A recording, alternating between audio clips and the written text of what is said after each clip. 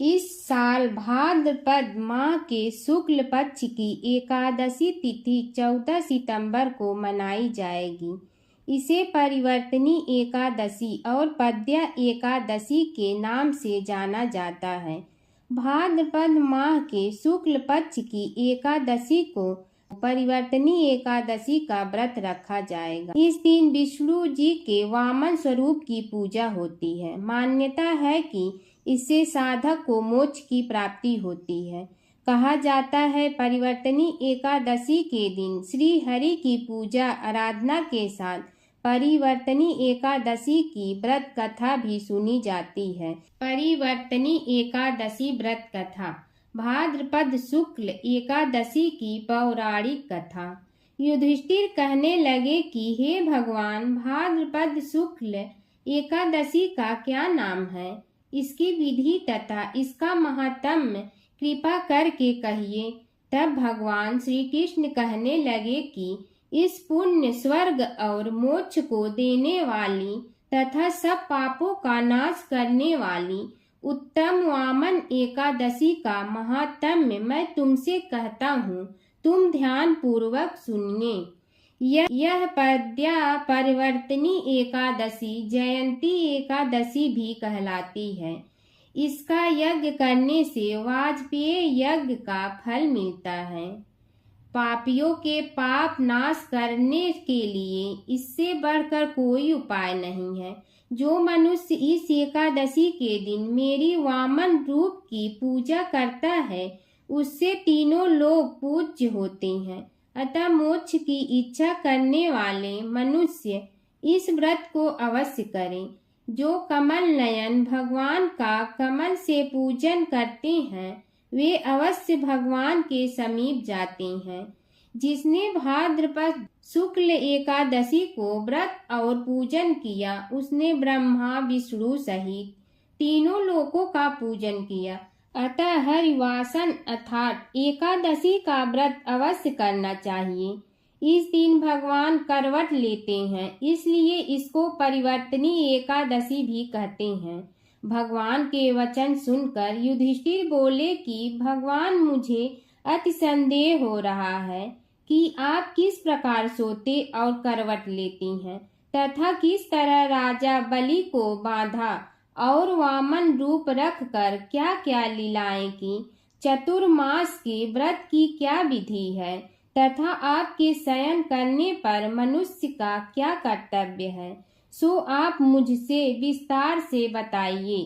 श्री कृष्ण कहने लगे कि हे राजन, अब आप सब पापों को नष्ट करने वाली कथा का श्रवण करें। त्रेता युग में बलि नामक एक दैत्य था। वह मेरा परम भक्त था। विविध प्रकार के वेद सूक्तों से मेरा पूजन किया करता था और नित्य ही ब्राह्मणों का भोजन तथा यज्ञ के आयोजन करता था। लेकिन इंद्र से द्वेष के कारण उसने इंद्रलोक तथा सभी देवताओं को जीत लिया। इस कारण सभी देवता एकत्र होकर सोच विचार कर भगवान के पास गए। बृहस्पति सहित इंद्रादिक देवता प्रभु के निकट जाकर और नतमस्तक होकर वेद मंत्रों द्वारा भगवान का पूजन और स्तुति करने लगे। अतः मैंने वामन रूप धारण करके 5वां अवतार लिया और फिर अत्यंत तेजस्वी रूप से राजा बलि को जीत लिया। इतना वार्ता सुनकर राजा युधिष्ठिर बोले कि हे जनार्दन, आपने वामन रूप धारण करके उस महाबली दैत्य को किस प्रकार जीता। श्री कृष्ण कहने लगे, मैंने वामन रूपधारी ब्रह्मचारी बलि से 3 पग भूमि की याचना करते हुए कहा, ये मुझको 3 लोक के समान है और हे राजन, यह तुमको अवश्य ही देनी होगी। राजा बलि ने इसे तुच्छ याचना समझकर 3 पग भूमि का संकल्प मुझको दे दिया और मैंने अपने त्रिविक्रम रूप को बढ़ाकर यहाँ तक कि भूलोक में पद, भूलोक में जांघा, स्वर्गलोक में कमर, महलोक में पेट, जनलोक में हृदय, यमलोक में कंठ की स्थापना कर सत्यलोक में मुख, उसके ऊपर मस्तक स्थापित किया। सूर्य, चंद्रमा आदि सब ग्रह गण, योग नक्षत्र, इंद्रादिक देवता और शेष आदि सब नागगणों ने विविध प्रकार से वेद सूक्तों से प्रार्थना की। तब मैंने राजा बलि का हाथ पकड़कर कहा कि हे राजन, एक पद से पृथ्वी, दूसरे से स्वर्गलोक पूर्ण हो गए, अब तीसरा पग कहाँ रखूं? तब बलि ने अपना सिर झुका लिया और मैंने अपना पैर उसके मस्तक पर रख दिया, जिससे मेरा वह भक्त पाताल को चला गया। फिर उसकी विनती और नम्रता को देखकर मैंने कहा कि हे बलि, मैं सदैव तुम्हारे निकट ही रहूंगा। ब्रीलोचन पुत्र बलि से कहने पर भाद्रपद शुक्ल एकादशी के दिन बलि के आश्रम पर मेरी मूर्ति स्थापित हुई। इसी प्रकार दूसरी क्षीर सागर में शेषनाग के स्पष्ट पर हुई।